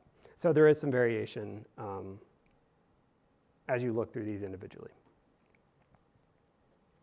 Slightly different use case, if you're using Gen AI to gather background information or to learn about background information that you're going to build into maybe the background or the, setting the stage for your paper. So it's a little different than like editing your own writing. It's actually going out to look for information that you may use. And so there are quite a few recommendations out there to really actually avoid citing text from LLMs word for word in your paper. Like you don't really want to take a big block of text from ChatGPT and just put quotation marks around it and cite it, usually.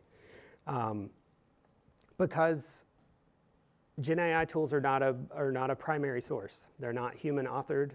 There's no responsibility. There's no way to, those outputs change over time. They're dynamic, and there's no sort of responsibility there other than the researchers in terms of having authorship behind them. So what we would recommend if you're going to use AI text in that way is to instead use the output from an LLM to sort of jumpstart your research process, but to move over into a literature database or some other primary source and actually verify and cite the information from the original sources rather than citing ChatGPT. There's potential ethical questions here too. We've seen that there are times that LLM tools will basically just regurgitate a whole block of text from an original source, and if you're citing ChatGPT for that and not the original source, then the person who wrote that originally is not getting credit. So a lot of issues to unpack there. We've talked a little bit about translation today, so I won't go too much more into translation. But there does seem to be a lot of optimism around how this could improve collaboration and equity within science and scientific discourse. There's also some worry that languages other than English may get left behind as these English-based models just continue to improve and improve. So this is something we're going to have to all be watching going forward. In terms of using these in your writing, one additional consideration other than just acknowledging, a lot of these statements say just acknowledge in the methods or acknowledgement section that you used AI. A lot of times for translation, there are also specific style guides for how you need to cite a translation. So if you've worked before using Modern Language Association, MLA style, or American Psychological Association, APA style, these style guides have specifics around how to cite translations. So you'll just want to kind of take it that extra step and make sure that you have those down. And this is an example of what that can look like, not necessarily with a translation, but with, in this case, this is an example of citing ChatGPT directly. And so just, I won't go in the interest of time into detail here, but just an example of what this would look like in terms of the in-text citation and in your reference list. And if you've used APA style before, this may look familiar because basically this is the formatting for citing software. So you're listing OpenAI, which is the parent company of ChatGPT, as the author, and then ChatGPT as the platform. So that's basically what's happening there. We do have a citation help research guide through the library, so this is going to be a really good starting point. There's a link in the slides here. It's going to be a starting point for looking up these individual style guides for pointers on how to cite, and then jumping out from there to more in-depth resources. So this is a good one to have on your radar. Briefly taking a step back, given some of the differences in details across citing policies and recommendations, these are some of the elements that seem to come up in the more detailed policies. So you may not necessarily need to sort of track every single one of these details for the work that you're doing. But there could be scenarios where, like, maybe you submit to Journal A and it has pretty lax recommendations and your paper's not accepted, and you move on and submit to Journal B, and now they really are asking for a lot of detail about how you used AI in your paper. So if you were to document these elements throughout your work, it would be, there would be a pretty good chance that you're going to be prepared for whatever you get asked for. And you'll have access to these slides, so just as a little reference for when you're embarking on these projects. Okay, mostly today we've focused on policies and recommendations around using AI outputs in terms of text. We're not going to talk about images or figures very much, but I was surprised to see, in the same way a lot of journals are sort of moving towards consensus around AI not being an author, there are also lots of journals that are prohibiting the use of AI-generated figures and images. And that comes up a lot. And you may recognize this as one of two figures that was published earlier this year in a paper that has since been retracted that had some major issues around the accuracy of its figures. And so I'm not going to go into detail with that, but just know if you're working in that, if you're doing some of that, you may have issues with more and more publishers that for the moment are not allowing these kind of images and figures. As a side note, there's also an issue with potentially not being able to, it's not always clear that a creator would be able to have, or the journal that they're publishing in would have copyright rights to something that they create in a tool. So we'll leave that there for now, but just as a reference. Slightly different than some of what we've been talking about so far. So uploading articles to get summaries, or maybe using ChatGPT to explore ideas. Using AI in peer review is a little bit different, and there is a different consideration involved here in addition to the ones that we've been talking about so far. And that is that with most journals and with most funding organizations, as you might be aware if you've done this before, when you volunteer to be a peer reviewer, you are often agreeing to and signing a confidentiality agreement. And that is, that for a long time has kind of been a bedrock of doing this kind of work, is that the importance of preserving confidentiality for science that's not published yet, or for grants that are potentially very cutting edge, and this is just sort of a different level of sensitivity, and the confidentiality agreement sort of enters the consideration here in a way that it may not if you're just working with your own writing. So you really want to consult your publisher or funder confidentiality agreements if you're working as a peer reviewer. Lots of journals are prohibiting this for peer review within their journals, and also at least 3 large funders have outright prohibited taking the text of grant proposals and using AI to sort of help with the peer review. And we've talked about some of the differences with, like, some tools may pose a little more risk than others. Like if you were to upload things into ChatGPT, then we pretty much know OpenAI is going to be, using that to retrain and everything.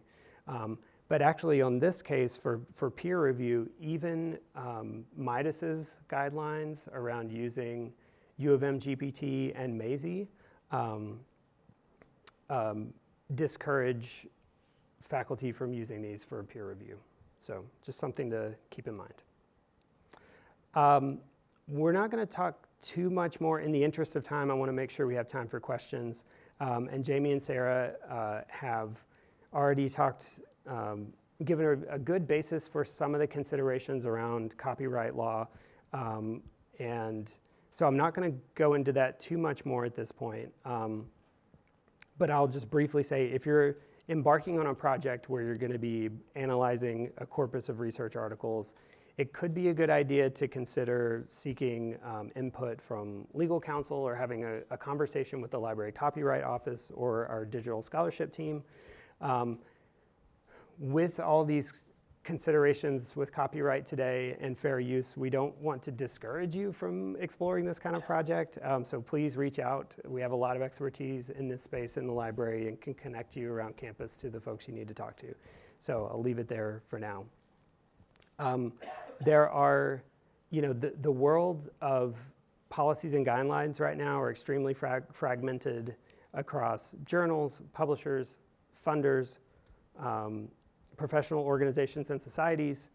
And so there's a project called the Kangaroo Project with a C, and I'm not going to read out the whole acronym because it's very long.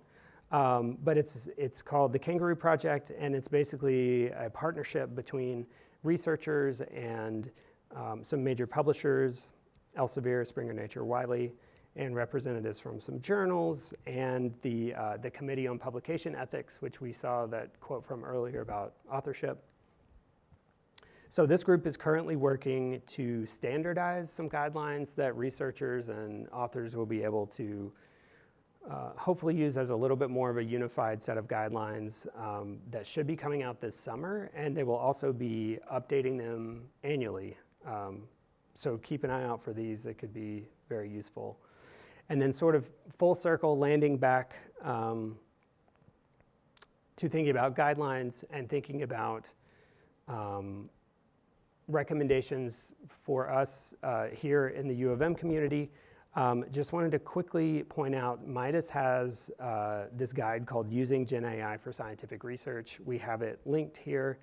And there are subsections of this guide along the bottom in blue. I don't know if you can see that, but there's a whole section for writing.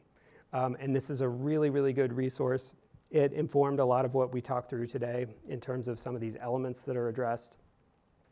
So if you just want a good sense of some of the recommendations that are coming out of, Midas and the university, this can be a really good starting point as well. In addition to that guide, we have pulled together many of the resources we use in prepping for this talk and resources that may be helpful to you. There are quite a few ITS links here. Of course, there's Midas's workshop series from last fall. We have linked to the Library Copyright Office and the Library Digital Scholarship team who can help advise with some of these questions. So there's really, I know there's a lot of resources out there, but these are some that sort of were the top of our iceberg again. And so we now have, it looks like 9.5 minutes or so for questions. Any questions that you all may have.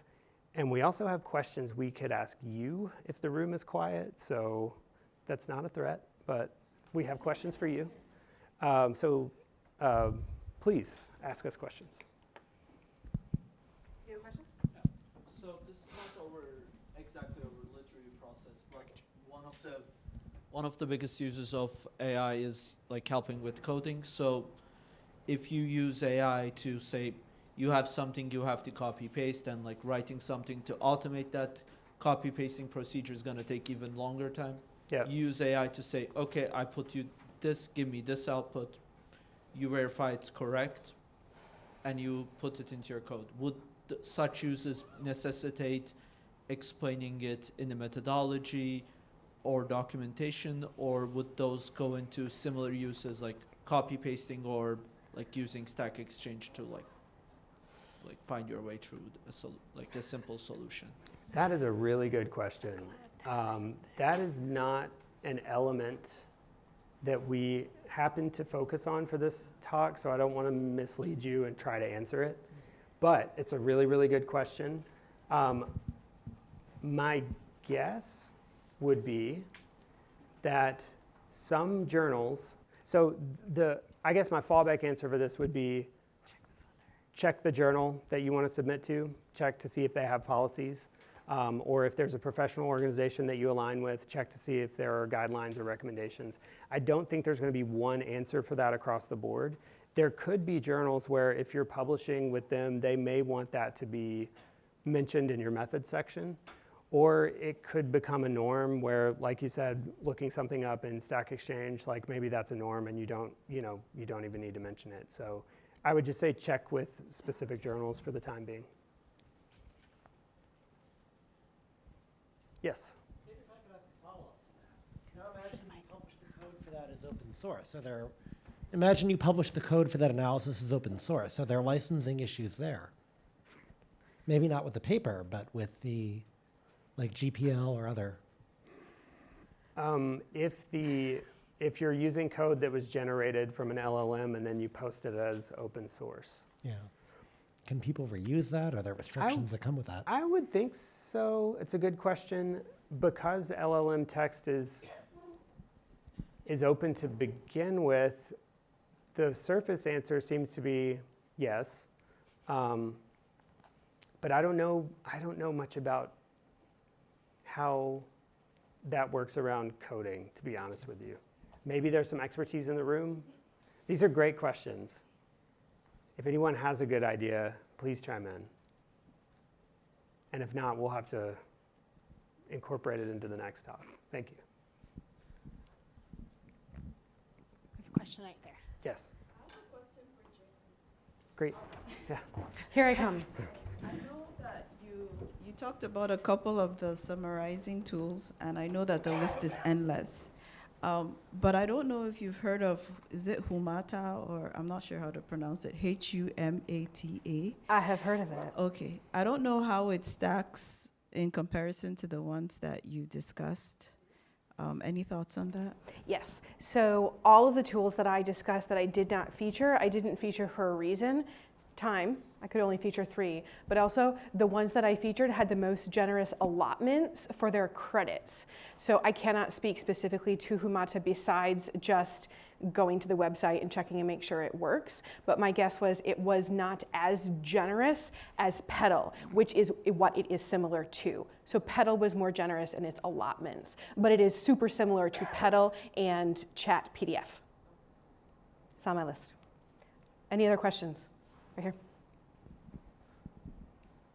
Hi, I have some question about probably the redistribution of the paper, because within the university we download the paper, most of them freely. Yes. And then if we upload it to like an AI tool, Yes. will that consider be redistribution?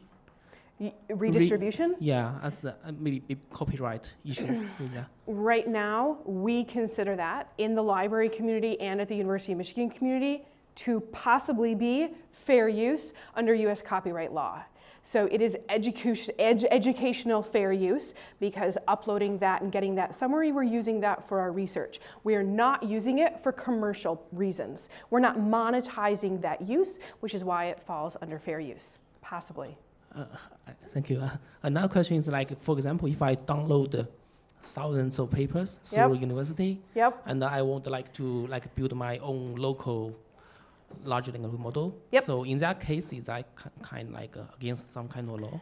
So what you are speaking to, which is downloading a huge batch, you're going to be using the API. So there's going to be actually different terms of service that are slightly separate from downloading 1 or 2 articles. And then most likely you would maybe be using UMGPT to then synthesize those articles. We can work with you in the library to do the exact thing that you were looking for. There's just all these steps involved. But that is a thing to do. It's still fair use and it's still legal and okay.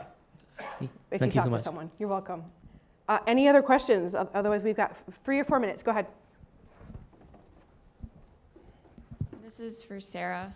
It's about ResearchRabbit. I chose a paper, and I noticed that the publication date is off by 16 years. Oh, gosh. If this is supposed to be a tool to help categorize our publications and use of an additional Zotero or EndNote database, will I have to go individually and check all of my publications? First of all, it's always good to double check anything when you're dealing with these tools. Interestingly, that's literally the first instance where someone has been like, this thing was wrong. So I don't know if you're staying 30 seconds past noon, I'd love to see what that is. That's literally the first instance that I've heard of it being wrong from ResearchRabbit. I don't know what their corpus is. It's not research. ResearchRabbit pulled this from somewhere, right? Are they scraping institutional repositories and someone put up like a preprint? Like, what is it? Yeah, the paper was published in '92, and then the publication date that ResearchRabbit is saying is 2008.